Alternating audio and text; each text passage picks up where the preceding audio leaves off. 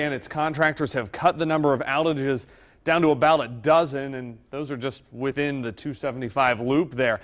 Check out how clear all of this outage map is. But in Newport, a fight over a downed tree still has 2 residents in the dark.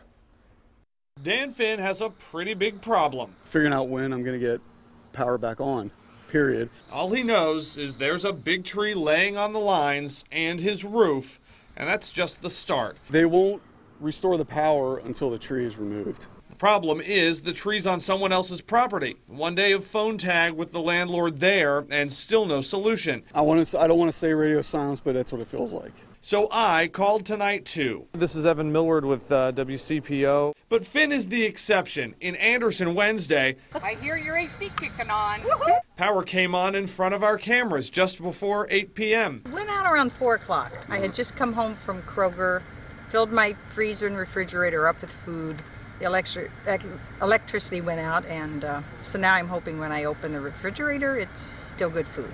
Our camera also catches crews working to get that power back on earlier. Power back on?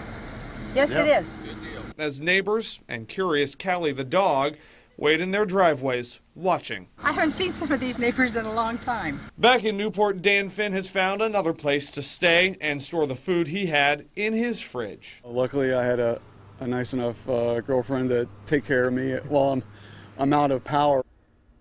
Yeah, no word when his power will be back on. I left a message for that Newport landlord asking when that tree would be cut down, because that has to happen first, and when power could come back on to Dan Finn and his neighbor's house. I'll be following up on that story for you until it does. Craig and Carol.